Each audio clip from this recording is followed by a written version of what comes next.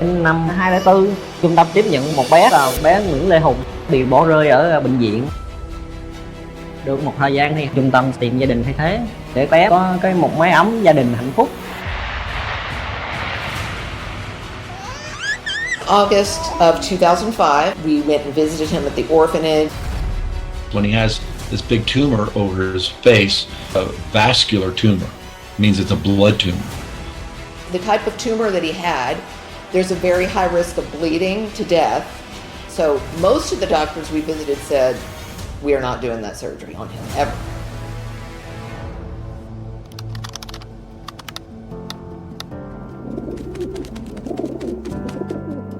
My name is Hope Ettore. I'm from San Diego, California. I am an epidemiologist. And for those of you who don't know what that is, it's a type of scientist that deals in epidemics. And I've been married to my husband, John, for 27 years. He's a pastor. We have 6 children, ranging in age from 23 to 16. And 2 of those children are adopted. One son, Josiah, is adopted from Ethiopia.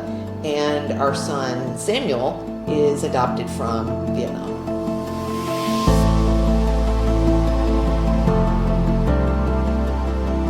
In the early 90s, I was living just shy of a year in the Philippines. While I was there, I saw many people who were so sick, and especially children who have problems that are pretty correctable, that if they just had access to a surgery or therapy or something like that. So that was the early 90s. I came back to the US and I got married and I had my own children. And I started talking to my husband about the prospect of adopting children. You see, when we first got married, I didn't have adoption on my mind. It just wasn't really a thought. I wasn't opposed to it. I just never thought about it. But this was always in Hope's heart. And so over the years, Hope moved my heart to adopt.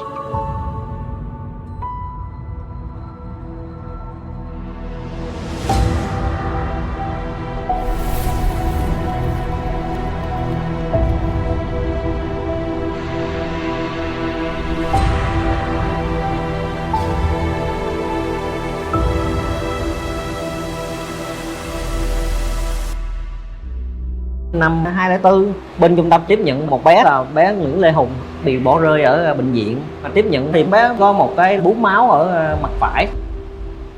Được một thời gian thì 2005 trung tâm sẽ làm hồ sơ tìm gia đình thay thế để bé có một mái ấm gia đình hạnh phúc, chứ không phải là mình thiếu thốn về tình cảm. Nên cái điều mà tìm gia đình thay thế cho mấy đứa trẻ là rất là được tán thành nhiều lắm.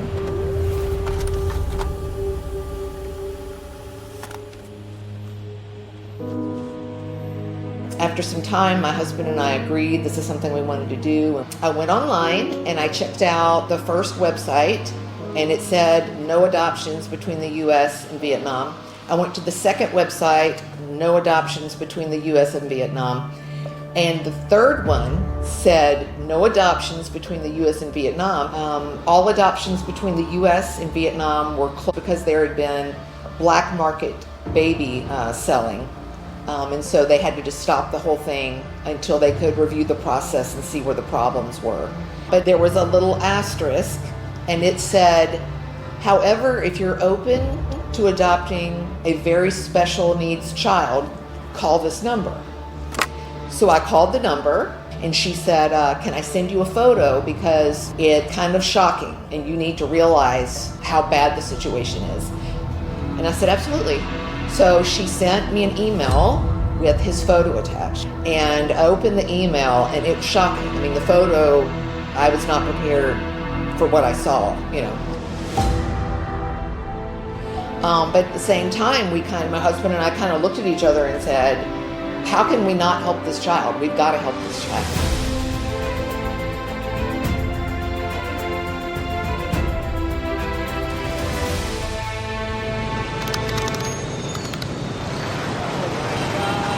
Here we go. Hey, Hope, we made it. Stop.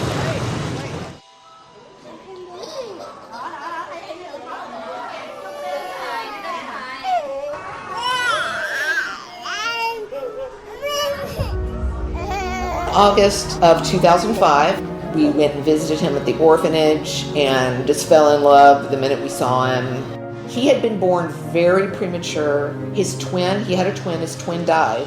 He had pneumonia 4 times. He almost died multiple times. And he had the tumor on one side of his face, and you couldn't see, in one eye, but he would look at you with the one eye and have this big crooked smile. For him to look in my eyes and to touch my face, and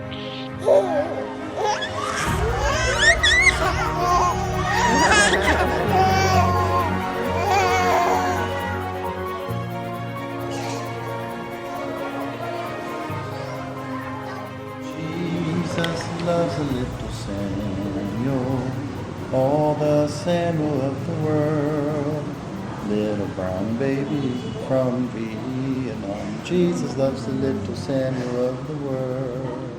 And he was in pretty poor condition.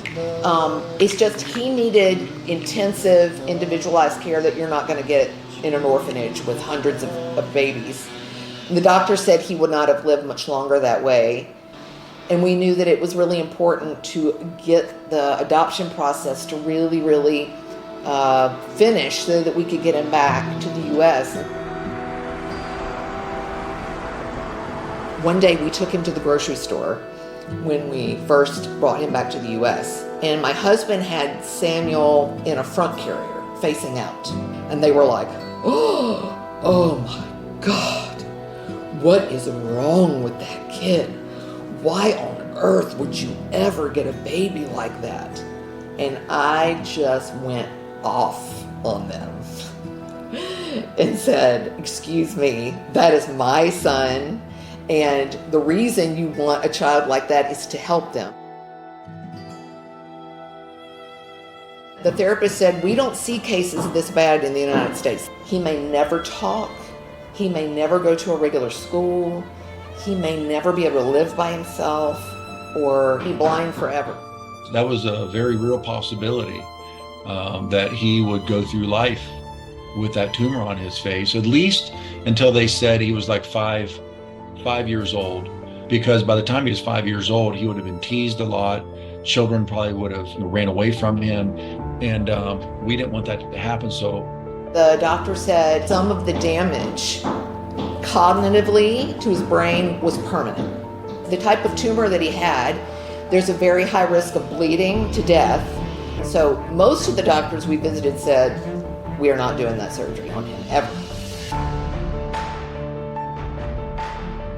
I'll be honest, there were nights I lay in bed and stared at the ceiling and thought, what are we doing?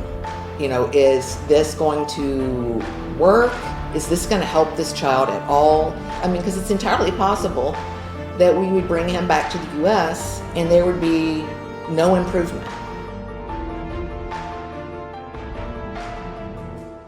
So luckily, we found a surgeon who is a world-class plastic surgeon, and she said that she would do it. And so that was a real blessing. Who said, yes, I've been trained to do this kind of surgery. Not many people in the world will do it, but I'm going to do it. The tumor on his face, it is a vascular tumor, in other words, blood vessels. So a lot of people are really afraid to cut into him, thinking that the child will bleed to death. I think there had been a little bit of bleeding.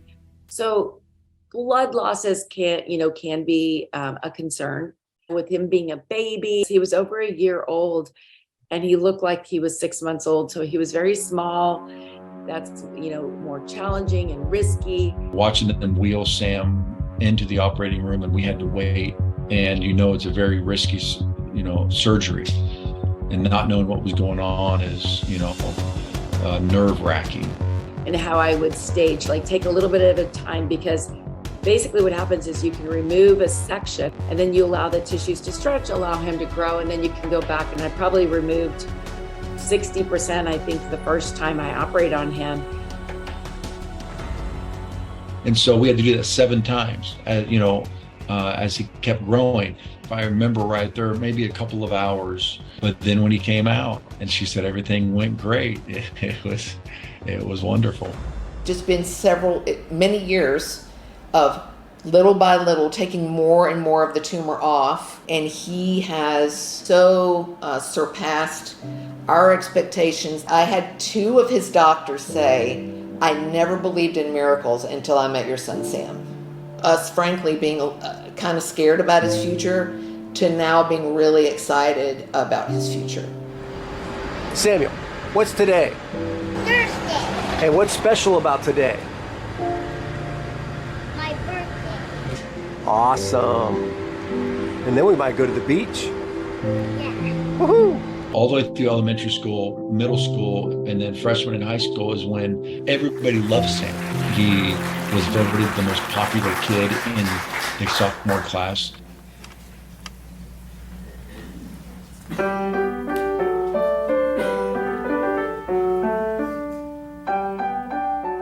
He's going to college.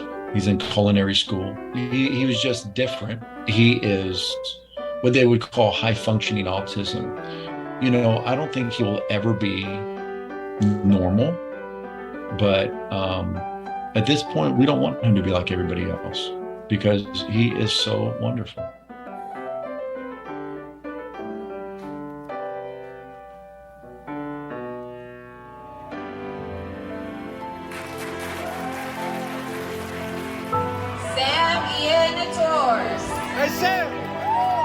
Sam was graduating from high school, so we thought a great graduation gift and turning 18 gift would be a trip to Vietnam.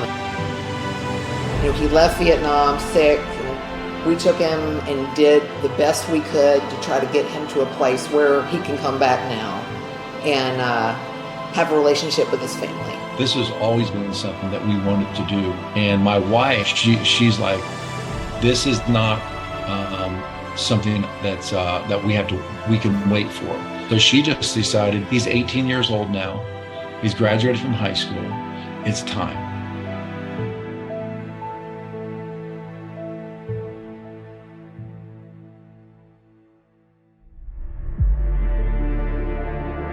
His mom's already crying.